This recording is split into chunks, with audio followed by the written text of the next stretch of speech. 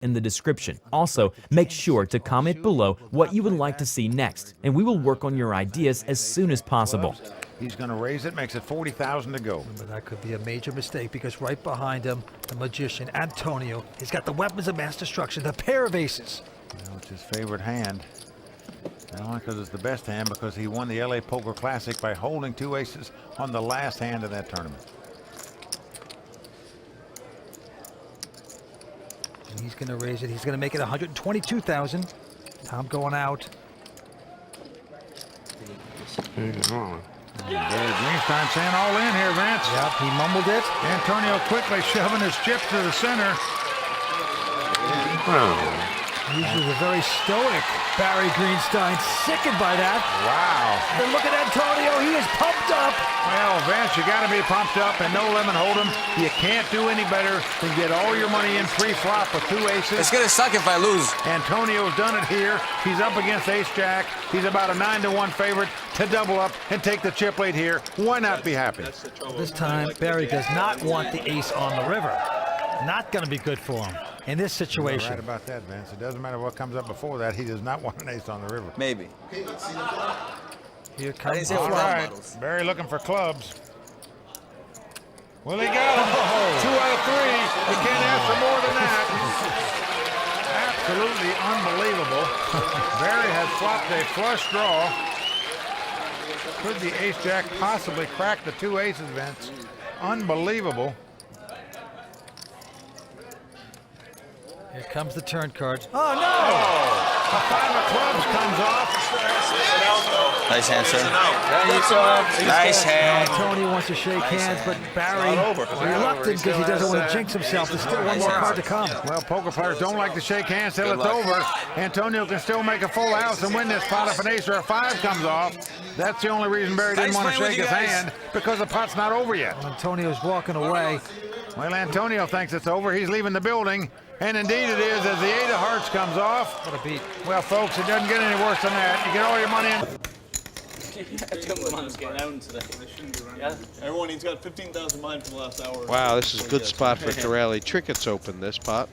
Lock called, Jungle Man called from the button, and now Trickett's picked up this, Torelli's picked up this hand in the big blind. Reader is 2,800.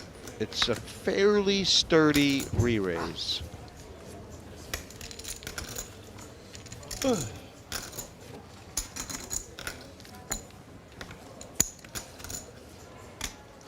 Cut. How much, Phil? And fold. Do you have another stack of yellow? I can't see. Oh, like, do you have 10 in yellow or just like 30? I'm gonna expose okay. I mean, But Locke's peeled off the flop here. Now, these guys are deep. They're both like 50,000 deep. Holy Toledo. Aces against the flop straight. Yeah, this could be a big pot here, but Torelli's unlikely to lose a very big hand with aces here. Well, now the pot's already 7,000. So, I mean, like, unless he's just going to go check, call, if he leads and Locke calls, I mean, this pot can get so big so fast. Is the mistake, Scott, or not the mistake, the clue, if there's ever going to be one for Torelli, that as soon as he gets called here by Locke, he'll realize it really hits Locke's sort of set mining range or something like that? Yeah, it sets, and obviously, when he hits this board, he hits it pretty well. If he doesn't hit a set or a straight, he's going to hit a pair and a straight draw. Bet 3,000. And Phil looks a very small bet, 3,000, less than half pot. Decides to just check call, and this is why. I mean, Alex was playing this hand very well now. Well, but even playing it like this, it's actually a great card for Alex. Brings, you know, a 4-card straight on the board. 450. Now he can beat even less. That's 8,000. Even then, you know, if he had a straight draw, he got there with an 8. If he had a 10 in his hand, he likely also had a, you know, 2 pair now with a 9 or a 7. so hard to lay down aces head up still. I think he can do this right here on the turn, and he just can lose the minimum if he can find a fold here. He just knows, doesn't he, Scott, that there could be another bet The next bet could be... I mean, that's what he's thinking in his mind right now. He's thinking, I might have the best hand, but am I willing to call a bet on the river that's going to be 20,000? And I don't think he is with this board complexion. Not to mention, the board can just get worse. An 8 comes, and what does he do? Or a jack. I mean, like, there's a lot of bad river cards to even compound things that Phil just has to hit this board in so many ways, at least a piece of it. He very rarely has absolutely nothing here. And I think overall, Locke is going to be best barreling the river big, don't you? It's such a polarizing bet right now. If he was bluffing, he would do it. Yeah, he's got 36,000. He could, I mean, his stack size is where he can ship it here if he wanted to. Yep, and he does. He bets 36,000 into 30,000, which is basically a pot-sized shove. And this is so polarized. He either has a straight or he doesn't. 35 though? It even brings a backdoor flush, but Phil isn't concerned about that. He decides to ship it because if Torelli had the flush anyway, he would have bet and called off, so it made no difference. This is now potentially the biggest pot of Big Game 6 so far. Torelli, you always have aces in these spots, don't you? He's calling! He called him! He flopped the straight! Bravo.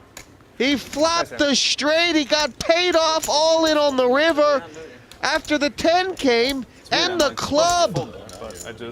And Alec knows. I think I have you covered, right? Yeah. Alec knows he was supposed to fold. It was just that little thing. He went with his gut there. He went with his gut, and his gut was wrong. And Scott, he is buried now. He is now. He's just lost his profit. He was the big winner. Phil Locke has got all the money, and he's going nowhere. This is after Jennifer.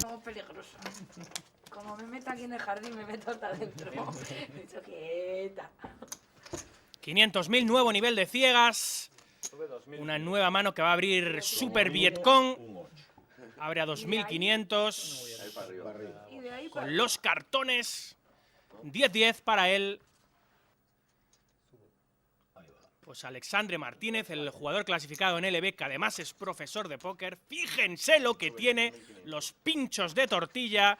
As de corazón, as de diamantes. Mete tercera 6.500. Vamos a ver, Juan, cómo se libra de esta.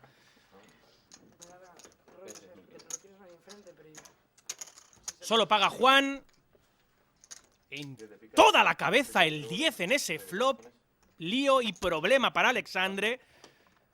Se pasa Juan escondiendo el truchón magnífico que ha conectado en ese flop.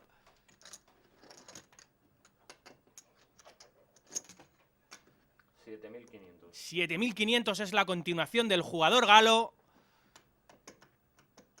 Un poquito de vodevil de Juan. Vamos a ver cómo la juega, si despacito o mete caña. Pues intenta violentar un poquito la mano, intentando y deseando que Alexandre lleve ese rey, pero lleva mucho más, lleva los pinchos. Mete tercera 18.000 Juan con 10. Paga Alexandre con los ases. Vamos a ver la cuarta. Es un 9 de picas, que no cambia mucho. 32 dispara Juan en cuarta. Y cuidado, que tiene unos 70.000 puntos Alexandre.